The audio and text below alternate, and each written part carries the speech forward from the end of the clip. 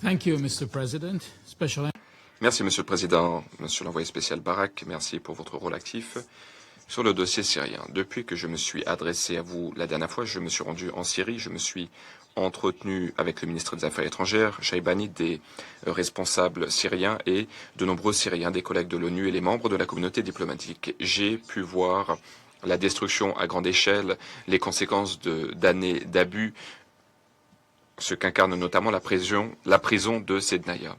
Les Syriens marquent au mois de mars le 15e anniversaire du soulèvement, de la révolution, et nous devons réfléchir au coût humain immense de ce conflit, les aspirations qui ont mu les Syriens dans les premiers jours, le long combat par la suite et les efforts que nous avons notamment déployés au sein du Conseil pour soutenir un avenir où les Syriens peuvent vivre dans la dignité, la paix et la stabilité. Monsieur le Président, je souhaiterais tout d'abord vous parlez de l'escalade régionale très préoccupante et les répercussions en Syrie.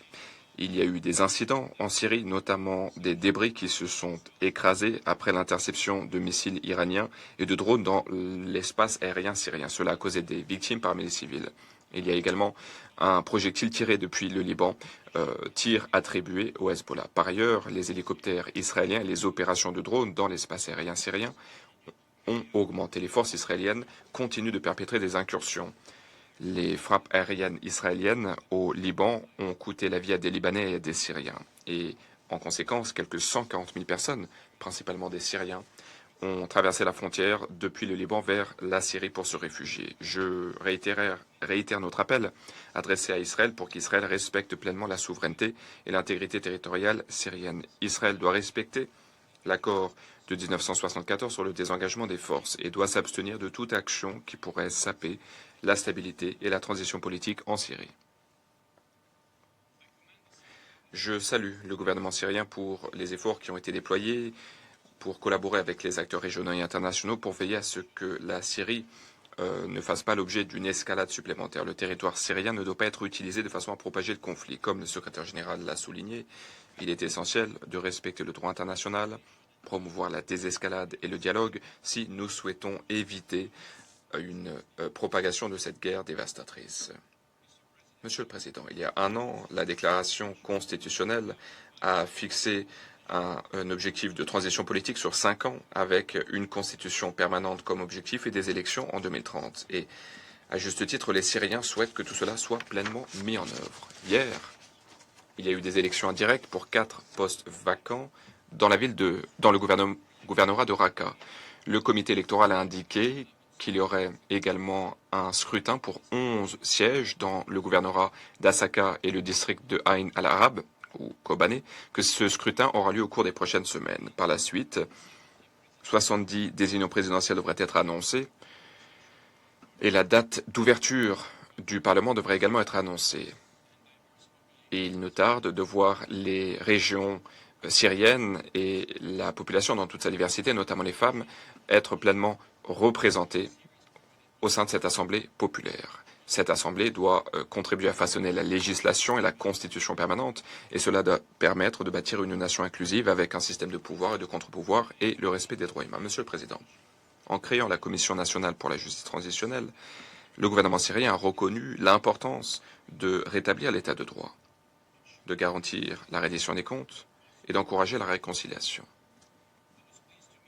J'ai eu le plaisir de m'entretenir avec le commissaire à Damas, et ils n'ont pas ménagé leurs efforts au cours des 6 premiers mois, et nous avons apporté notre soutien. Les membres de cet organe travaillent avec les partenaires nationaux et internationaux afin de fixer le cap à suivre.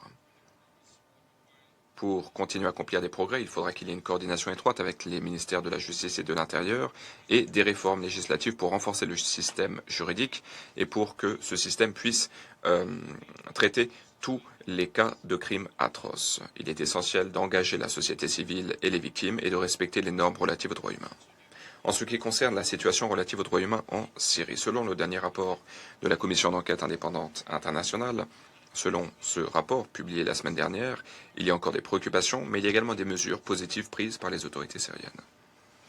Je me fais l'écho de l'appel lancé par la Commission en faveur d'une vision inclusive pour la Syrie. Des mesures doivent urgemment être prises pour renforcer les institutions de l'État de droit, notamment entreprendre une véritable réforme du secteur sécuritaire. Et je salue la réponse apportée par le gouvernement syrien à ce rapport.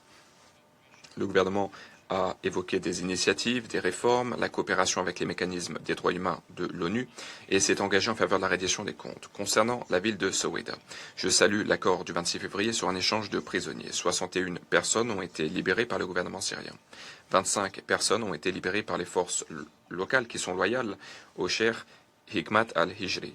Mais je suis préoccupé par l'évolution des choses à Soweïda et les questions qui restent en suspens. Il est essentiel de renforcer la confiance si nous souhaitons mettre en œuvre l'accord politique et militaire qui a été envisagé dans la feuille de route de septembre 2025 de Soweïda.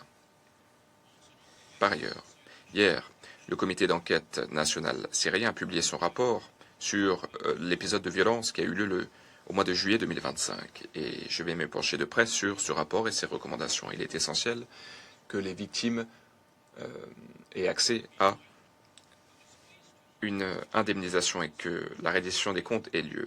Par ailleurs, j'ai été ravi d'entendre que le processus d'intégration entre le gouvernement syrien et les forces démocratiques syriennes, SDF, avance sur la base de l'accord du 29 janvier.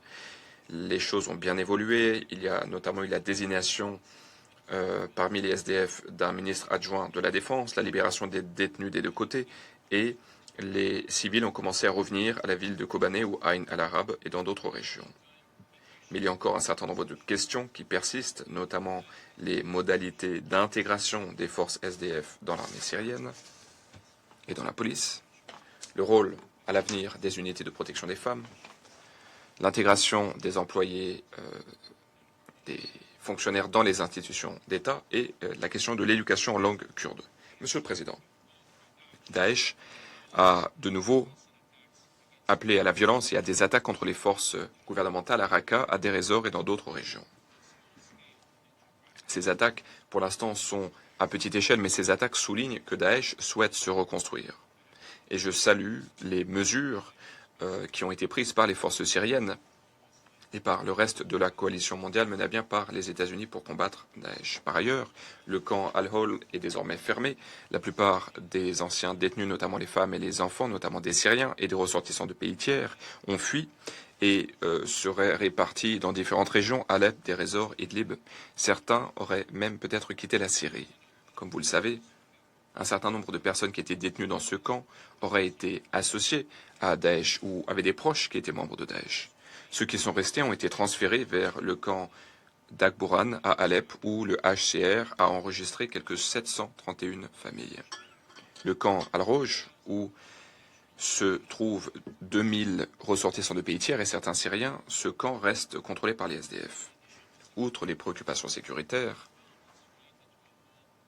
la situation dans le camp d'Al-Hol a créé des défis en termes de protection et d'intégration. Il faut relever ces défis, c'est essentiel si nous souhaitons contenir le risque de radicalisation. L'ONU soutient les efforts qui visent à réintégrer les Syriens en Syrie. Il faut promouvoir la cohésion sociale et garantir la sécurité pour tous. Il est également essentiel de rapatrier les ressortissants des pays tiers en respectant les droits humains. Monsieur le Président, je souhaiterais maintenant aborder la question du relèvement économique, qui est essentiel pour la stabilité du pays, la stabilité politique. Après plus de 10 ans de conflit et d'isolement, et après une année de transition, l'économie en Syrie reste extrêmement fragile. Hélas, le conflit régional a contraint les autorités syriennes à réduire l'approvisionnement en électricité. Le commerce transfrontalier a également été miné par la crise. Bien entendu, cela se produit alors que la Syrie essaie de tourner la page et d'avancer sur la voie du relèvement. Une délégation du FMI s'est rendue à Damas au mois de février. Et cette délégation a affirmé que l'activité économique reprend avec l'approvisionnement en électricité, le retour des réfugiés, une augmentation des investissements et la réintégration progressive de la Syrie dans les réseaux économiques régionaux. Par ailleurs, la Banque centrale syrienne a récemment réactivé son compte à la réserve fédérale à New York. Néanmoins, comme me l'a dit le gouverneur de la Banque centrale à Damas, cette réintégration dans le système financier international est lent, et cela menace le relèvement et la stabilité de la Syrie. En dépit du fait que la plupart des sanctions ont été levées, les Syriens n'en ont pas encore tiré parti. Il est essentiel de continuer à alléger toutes ces restrictions et ces contrôles des exportations qui restent en vigueur. Et il faut également pallier aux conséquences des sanctions, notamment la question des exigences financières. Nous avons besoin d'un soutien de la part des partenaires publics et privés, c'est essentiel. Monsieur le Président, notre bureau continue, en coordination avec les partenaires internationaux, à soutenir une transition politique menée à bien par les Syriens et des processus institutionnels afin de consolider cette transition. Je me suis entretenu avec le ministre des Affaires étrangères, M. Al-Shabani, et nous sommes en train d'évoquer une coopération entre notre bureau et le gouvernement syrien. Et j'espère pouvoir vous informer prochainement que nous sommes parvenus à un accord et que la mission pourra enfin se réinstaller à Damas. En attendant, notre bureau continue à travailler régulièrement avec les responsables syriens et la société civile. À cet égard, il est essentiel que la société civile puisse participer et puisse travailler librement. C'est essentiel pour la transition politique. Dans le cadre de mes discussions, les femmes syriennes ont souligné l'importance de la participation des femmes au sein de ces institutions. Or, elles ont des attentes qui ne sont pas encore remplies. Et je salue le recrutement de femmes au ministère de l'Intérieur, notamment les femmes qui ont fait défection des institutions sécuritaires du régime Assad. Et il me tarde d'entendre l'intervention de Madame Mardini qui va nous présenter sa série pour un pays où tout le monde se sent en sécurité. Monsieur le Président, en guise de conclusion, je souhaiterais vous rappeler que la reconstruction, que le relèvement en Syrie, sur le plan politique, institutionnel et économique, que tout cela pourrait être sapé par l'impact d'un conflit régional qui dure trop longtemps. Nous devons redoubler d'efforts pour permettre à la Syrie d'être épargnée par ce conflit. Nous devons mettre l'accent sur la reconstruction de la Syrie, une reconstruction qui doit aller encore plus vite pour le bien de la stabilité en Syrie. Le succès de cette transition dépendra de la capacité des Syriens à façonner un avenir qui repose sur la souveraineté, la reddition des comptes et l'inclusion. Je vous remercie. Merci beaucoup. Merci.